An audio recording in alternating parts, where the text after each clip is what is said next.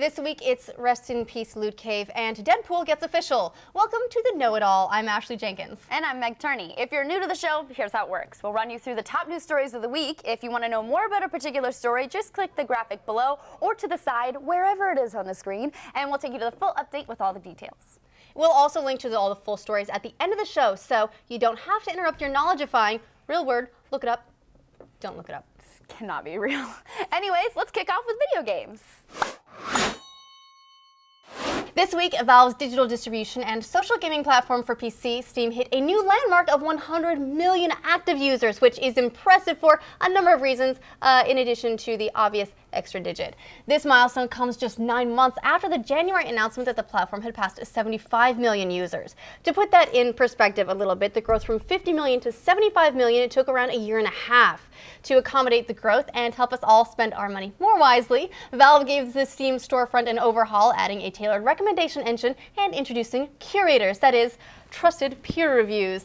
And of course, who's more trusted than your buddies at the Patch? So the Patch crew is now a Steam curator and will be updating recommendations as we play and talk about games on the internet's sometimes the #1 video game podcast. And you can give us sometimes, just whenever my mom checks it out, #1. Well, it's #1 sometimes, and sometimes it's #2, but we know it's sometimes #1 for sure. Fair enough.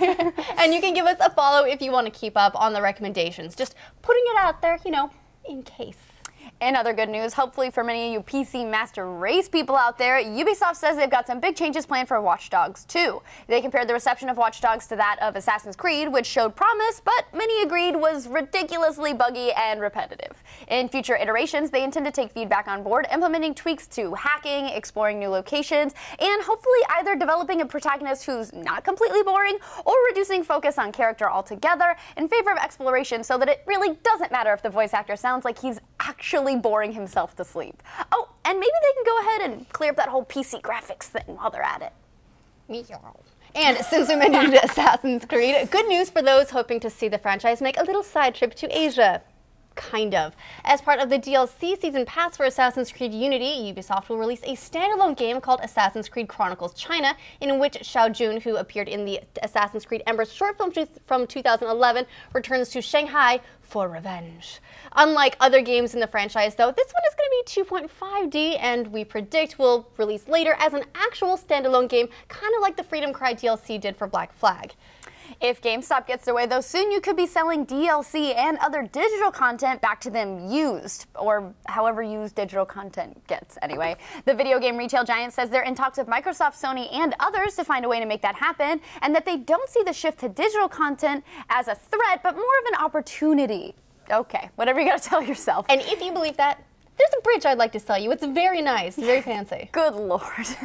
We're not threatened at all that we're going to lose our brick and mortar. Sorry, I just got mocking. In the meantime, they'll continue selling currency that can be spent in digital storefront, which will come in handy on October 14th when PlayStation TV hits shelves here, since Sony announced this week that it will launch with roughly 700 titles available, and it'll play most PlayStation Vita titles, PSP titles, some PS1 titles, although Busted Groove is not included yet, and it'll have access to PlayStation Now, the streaming service that currently offers a rental program for PS3 titles. As a bonus, Adventure Time: The Secret of the Nameless Kingdom will join the lineup in November. Other hardware is also coming, this time from Nintendo though, in Europe. Nintendo will launch 2 new limited edition 2DS handhelds to accompany the release of Pokemon Omega Ruby and Alpha Sapphire, and in a callback to the oh-so-90s transparent cartridges the original Ruby and Sapphire games came in. One will be transparent blue and the other will be transparent red. They'll be released standalone on November 7th, and when the new games come out, they'll also be offered in a bundle with their respective versions of the new games. While they aren't confirmed for a North American launch yet, I think it's pretty likely. I mean, come on, it's gonna happen. I want see-through phones to come back too. What about see-through Xboxes? See-through look, if jellies can make a comeback and those things were terrible, see-through everything should make a comeback. We got parachute pants. I'd love see-through parachute pants. Gross. Really hot and uncomfortable. If you simply must have the 3D part of the 3DS, you can have it all together. You might be able to get your hands on one of the new 3DS models sooner than expected. but not really. Nintendo Australia has announced the new 3DS and new 3DS XL for release in both Australia and New Zealand on November 21st, and those in the same region, which is Europe, may be available to import it. If you're in the US or Canada though, no dice. Because of the region lock, you can't move your games or data from one region to another, so you have to start over with a brand new game collection. Nintendo also reconfirmed that there are no plans for expansion into North America or Europe this year. Leboo. Or if you already have a 3DS, or if you're picking up the Super Smash Bros. Edition, you may be interested in the launch tournament kicking off at GameStop on October 4th to celebrate the launch of Super Smash Bros. 3DS. 16 locations around the US will hold tournaments, with the winners of each local tournament being flown to New York for a final on October 11th, which will be streamed on Nintendo's Twitch and YouTube channels, with the grand prize of a champion's robe. Sounds comfy. This is such a silly prize. I know, but it's so Nintendo, and I really like it. It actually just, like, screw the money, give me a bathrobe, please. A trophy and a bathrobe. Thanks for being the best.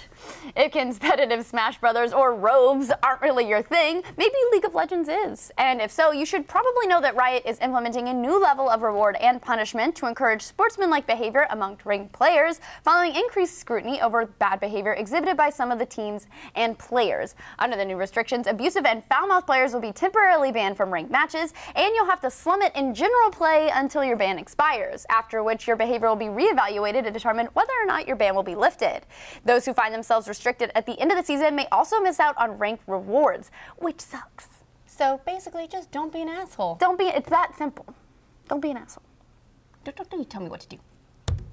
Do your mom. If you're a fan of Blizzard, you'll be familiar with their occasional cancellation of long-in-development projects, right? StarCraft Ghost, ring a bell, anyone? Well, they've done it again. This time they've canceled their secret MMO, Project Titan, after 7 years of development, saying they couldn't find the fun in the game, and after a restart a year ago and a long reevaluation, it's just not the game they want to be making.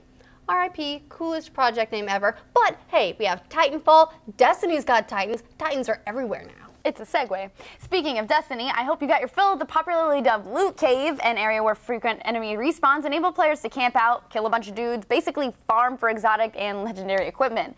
In a new patch, Bungie has killed the farm by greatly increasing the respawn timer, and at the same time they nerfed the rewards players are receiving from one of the current events, the Queen's Wrath, to prevent players from repeating it over and over to break the reward down for Ascendant materials. Basically, they just shit all over everybody's fun. In return, they've promised to make some tweaks to increase engram drops for completing activities, though the Cryptarch probably still an asshole. Definitely still an asshole. You heard it here first.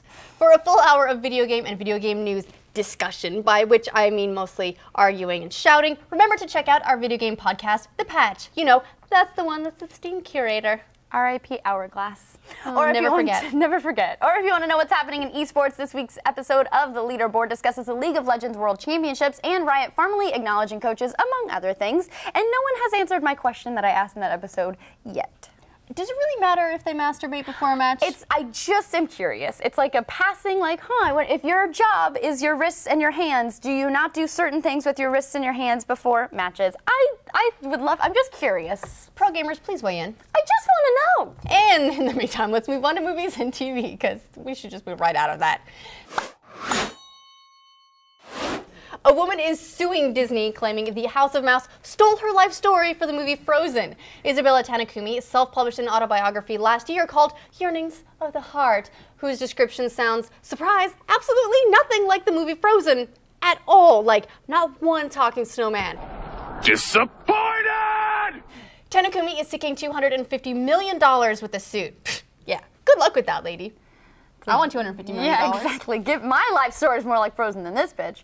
In much more excellent news, strange things are afoot at the Circle K as Alex Winter, the man who co-starred in the Bill and Ted movies alongside Keanu Reeves, shared some plot details for Bill and Ted 3, which is totally still happening, by the way. And he said Bill and Ted will be 40-something, and it's all about Bill and Ted grown up or not grown up. It's really sweet and really fucking funny. Bill S. Preston Esquire went on to say that although we won't see it in theaters anytime soon, both stars will return, and I'm sure we can expect about 500 air guitar arm swipes and like 1,000 different versions of Keanu's signature whoa. Whoa! Whoa! Whoa! Whoa. No word yet on which historical figures could be included in the film, but whoever they are, I'm sure they can be found under soap crates. It's my favorite joke in that film. Speaking of sequels, X-Men Apocalypse writer Simon Kinberg shared this week that more of the classic X-Men will be recast for the upcoming film, including Jean Grey, Storm, and Cyclops. Well, it's kind of a recast. We're still trying to come up with a new word for this. It is new actors for the roles, but it's because the movies will take place about 10 years after the events of Days of Future Past, meaning it would be younger versions of those characters. However, it doesn't mean we've seen the last of the original characters, since Kinberg has previously hinted there might be a bit of that forward, backward, wibbly, wobbly, timey-wimey shifting in the movies. So we'll just have to wait and see who they pick and how they stack up to the original cast. In even more sequel news, actor Vin Diesel shared the first photo of his late co-star Paul Walker in Fast and the Furious 7 this week. The photo was posted to Diesel's Facebook fan page and shows both Walker's character Brian O'Connor and Diesel's Dominic Toretto together in a garage.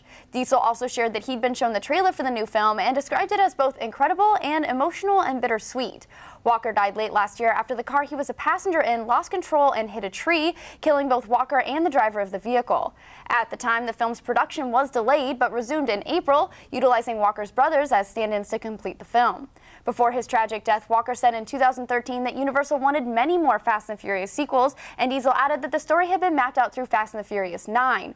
However, with one of the film's main characters being gone, it's unclear whether or not the series will continue on that far. I don't know, I kind of like to see Fast and Furious on the moon. Fast and Furious goes to space. I would love to see anything Fast. I'm such a big Fast and Furious fan. It's a little bit sad. I met Brian T. and I almost peed my pants. Fox and Marvel have announced that a Deadpool movie is expected to hit theaters February 12th, 2016, just 3 months before Fox's tentpole X-Men Apocalypse. Ryan Reynolds has been attached to the film for years and is expected to play the lead role. For years, the project was tainted with the funding and rating issues as it was pushing for an R rating, something that's somewhat uncommon in the superhero comic book movie genre, but they've reportedly taken a step back and are now shooting for a PG-13 rating, which has some fans feeling iffy. Mark Riley from the Schmoes Know podcast, good name dude, like it a lot, said he overheard the film's director saying that Fox didn't want the film to be rated R, but that they'd figured out a PG-13 script that didn't sacrifice the soul of the comic. I don't really believe that. That's all for movie and TV news this week, but to hear more about movies and TV, be sure to join us on our podcast Screenplay, which airs on Tuesdays for Rooster Teeth sponsors and then makes a nice little home for itself on our channel, The Know. Let's talk science. Yeah. Science! So, no big deal or anything, but scientists made quantum teleportation happen recently. The future is now, kids.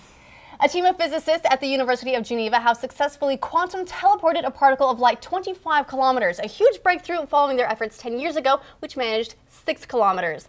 The experiment was performed in the lab of Professor Nicolas Gazin, who won the Marcel Benoit Prize for 2014, an annual award honoring the Swiss scientist who's made it the most useful scientific discovery, and proves that the quantum state of a photon can be maintained whilst transporting it into a crystal without the two coming directly into contact.